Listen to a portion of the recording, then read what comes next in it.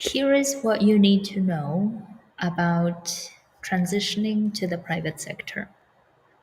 And I was coaching a client recently, in fact, Saturday.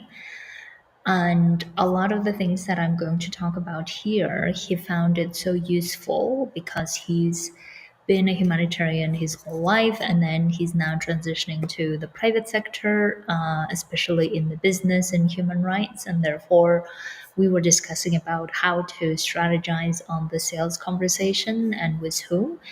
And I have been telling him several things, and here I want to focus on three things so far that will help you get going, and then I will be talking more about it in the future. Hi everyone. In case we haven't met, my name is Estela Romanova. I'm a life coach for transitioning humanitarians, helping transition humanitarians within the sector to the private sector and being their own bosses. And therefore, now I want to talk about transitioning to the private sector. Now, I coach a lot about how to choose a private sector, which industry, and how to do that, all of that. If you are new to me and you don't know about these, please let me know, and I'm happy to do another episode on that. But today I want to talk about something that I think many humanitarians avoid, which is the selling part. So here are the three things that you need to absolutely know when it comes to transitioning to the private sector. First is selling is normal, meaning selling is actually not even normal. I would say people in the private sector study and practice so hard to get so good at it. And they also assume and expect other people who they're interacting with in some way or another selling on their points, on their positions, on the argument. So therefore selling happens everywhere in all the conversations. Therefore, if you have a lot of trouble with selling, or you feel like you're very uncomfortable with the idea of selling or concept of selling, and you have a lot of judgments about it, then it will be very difficult for you to have sales conversation with the people who you would like them to hire you. So therefore, the first thing that I would like for you to really get into getting clear is having removed all your judgments around selling. I also did a webinar, I think a month ago or 2 months ago, about selling, and here is what I said. The way that I see selling is arguing for the best outcome. So whoever is selling is arguing for the best outcome for the person who is listening or buying, and for themselves as well, because business can survive if one of the parties keeps suffering from it, right? Of course, unless it's a very rigged business, but we're not talking about rigged businesses, obviously. We're talking about businesses that are so valuable that people want to have more of it. And if that's the model we're going by, then selling becomes arguing for the best outcome for the client and for yourself, or in your case, for the employer and for yourself. So therefore, any other judgments about how selling is bad, selling is salesy, pushy, icky, and all awkward, and all of those things, you need to get coached and remove them, or remove them yourself by coaching yourself. And of course, come coaches me. I help you do that as well, so that we're not coming to those sales conversations with private sector already biased, feeling negative about it. Because if we're negative about something, then if we're trying to sell, we become very salesy. This is the very thing that we don't want to be, right? So therefore, the only way we become salesy is if we're trying to convince someone, or we're trying to do things that are not really true, and therefore we're not really feeling the truth of what's happening inside. We're just trying to pretend or we're trying to push someone, excuse me, and all of that salesy and pushy conversations happen because we're not sure about our product, we're not sure about ourselves, or we're not sure about what we're doing, or we have a lot of judgments and we're trying to overcome that by convincing others. Excuse me. And that's where it does not work, right?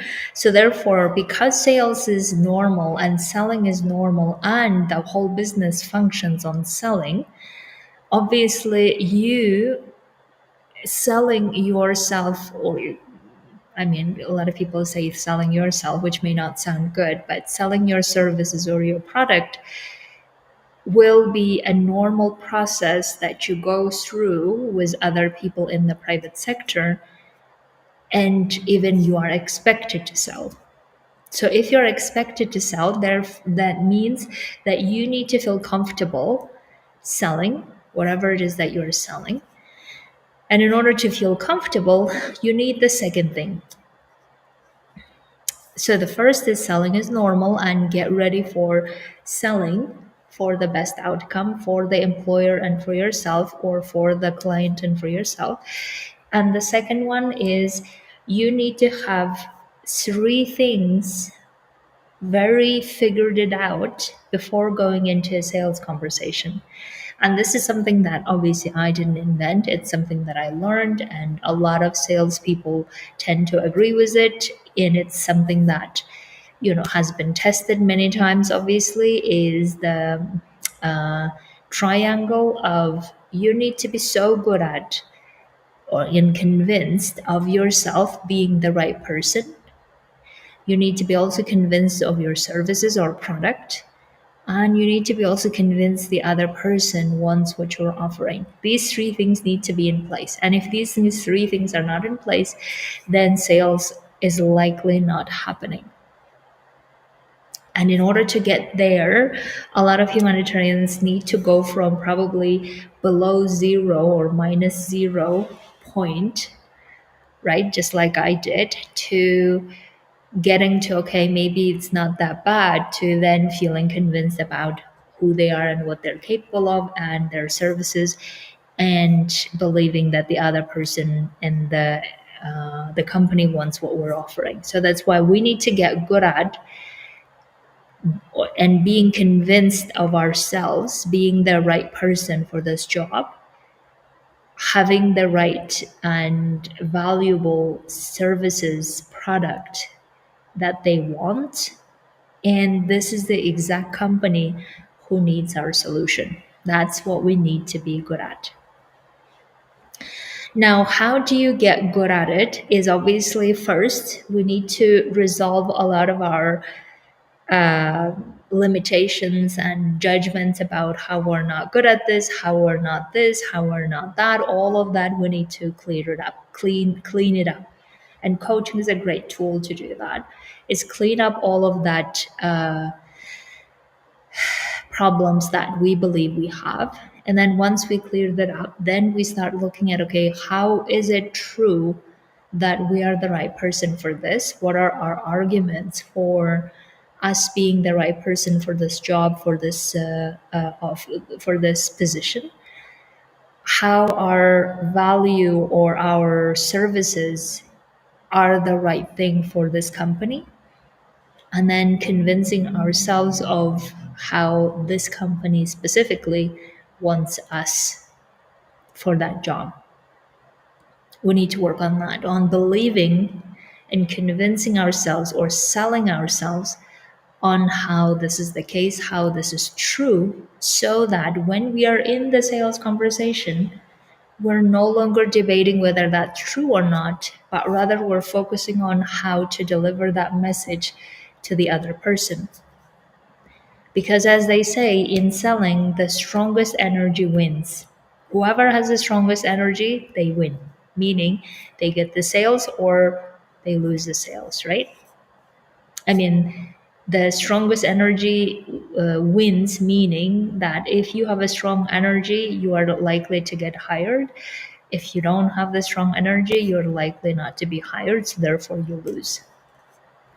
So that's why the second thing that you need to be always thinking about is how convinced you are, how much is your conviction of you being the right person for that company, you having the right services, the value, specific value that is required for that company, and how they specifically are the great fit for what you're offering. These three things need to be there in order for you to be successful at sales conversations. And obviously, we get very good at doing this by practicing. I don't need to tell you that, right? Now, the third thing is, I'm looking at my notes. The third thing is that I think we don't really often think about as humanitarians when we're going to the private sector is we're not really answering one specific question, which is what is the specific solution we're solving for that company? Whatever that company is, right? What is the specific solution we're bringing to that company that is worth the salary that we're expecting from them?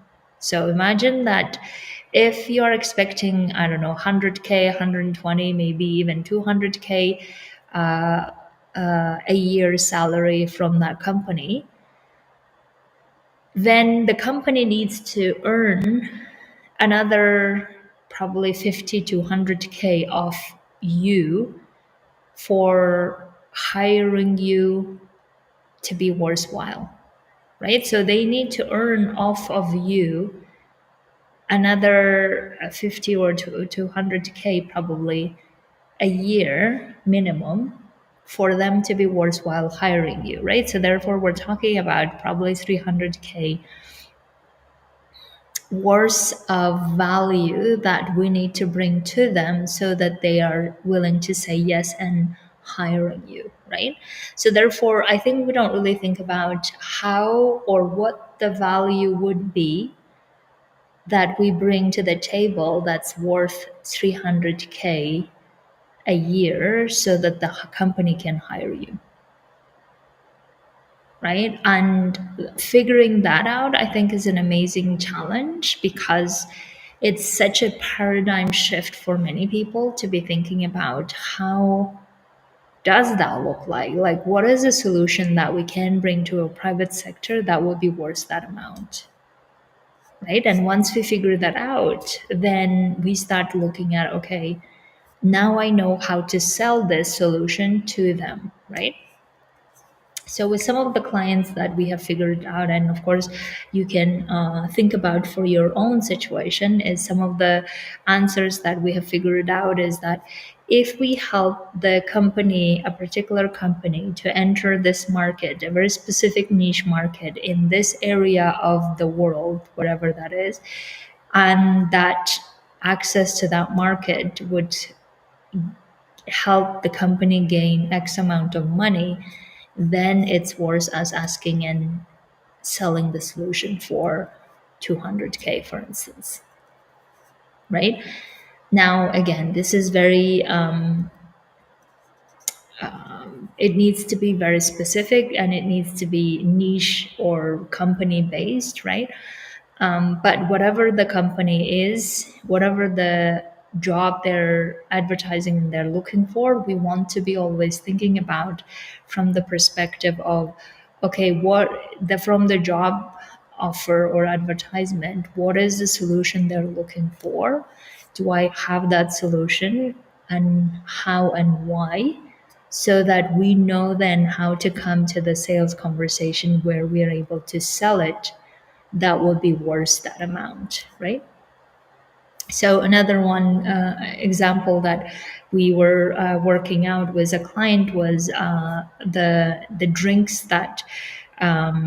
So she, in her case, it's the she's the we transitioned her to becoming her own boss, and she was producing certain types of drinks in her country, and then other people started coming to get hired by her, right? And therefore it was interesting to see from both sides, right? So we were looking at, okay, those people who are coming to get hired by her, they were selling her on how much revenue they would generate because of the networks they have in those particular areas. And therefore, hiring them and costing this much money would be worth it long run, because her the drinks that she was producing is very specific. It's a very niche, based on a local tradition, and therefore it was delivered and distributed in ways that other larger logistical companies wouldn't have done it. And therefore she was looking for specific people with specific type of networks, right? So you can see that when you start arguing from that perspective, then for her it was worth spending that money and hiring those people who already came with the sales training, or they knew how to sell, and also they had networks, they had knowledge of those areas, and they knew how to distribute those specific type of drinks to those communities or to those areas, right? So you can see that whatever the solution is that you are selling to the private sector, thinking in terms of what is a specific solution I'm offering to those companies and why, and how or why they would be interested in those solutions, can always get you have the sales conversation more easier, or more like you will have the convinced or convicted energy, rather than coming to the sales conversation feeling like, oh my god, I don't know what I'm doing, I don't know how I'm doing, let me just tell them all about my experience and see if they like it or not, right? Because that is a bit like telling others to, you figure it out if I'm your person or not, which I understand in some ways. I think we're in job interviews, that's how we approach it. But in the sales conversation or pitching conversation with a private sector, if you come with more specific solution that the private sector can't say no to, then you start realizing like how you're not at their mercy, right? But rather you're coming to that table as an equal partner. And this is the other thing that I think in the sales trainings you will learn, if you do sales trainings, or even like thinking about sales in general. Sales does not work if we get to the sales conversation in a desperate energy, in a needy energy, in a begging energy, chasing energy. Sales fails. And I have done sales conversations so many times by now, that in my 5 years of coaching, that I have learned a lot of the ways of what works and what doesn't. And one thing that I can say for sure is sales conversations fail when you get pushy, salesy, or when you are needy, desperate, chasing, convincing, proving. Sales does not work. So that's why you start seeing how sales can be a powerful conversation if you already have very powerful arguments or solutions for what you're offering to the future employer, in a way that you feel confident, you feel equal, you feel you know what you're talking about, you know why you're saying this, you know how convinced you are that this is a solution, and bringing that in a more grounded and clean, calm manner to the other person, and still without any attachment, obviously, because as soon as you get attached, again, things tend not to work. And when you do that, the chances of you getting a second chance, or even getting further in the recruitment journey is very high. So that's why, my dears, I really want people, my humanitarians, to be really getting their heads around thinking about what are the sales or selling biases and judgments they have and removing those. And what are the ways that they can really sell themselves on how they're the great person for this, how their services expertise is the great fit, and convincing themselves or selling themselves on how this private sector that they've chosen is looking for people like you, and then really getting comfortable finding solutions to the problems that the private sector might be looking for, and how and why you possess those solutions, and conveying them in a way that feels like a no-brainer, and they're just like, okay, I'm ready to give you a chance, or I'm ready to bet on you because it seems like what you're offering is what I'm wanting to test out at least. So that's what I would like for you to get ready for. And I feel like if I can convey you anything about like going to the private sector, then I would say these are the basics and basics that you need to really get, like mindset wise, emotionally, mentally, get ready for it so that you can make your transitioning successful, so that you can make your networking successful. And if you need help with this, obviously come coach with me. I would love to help you get through a lot of these so that you start focusing on the sales conversation itself and communicating your messages rather than getting so hung up on the sales bit. Okay, my dears, you know where the link is if you want to work with me, if you choose to. If not, don't worry about it as well. I trust you will figure things out along the way, but these are the important three elements that you need to be aware of if you're going to the private sector. Have a beautiful week. Bye.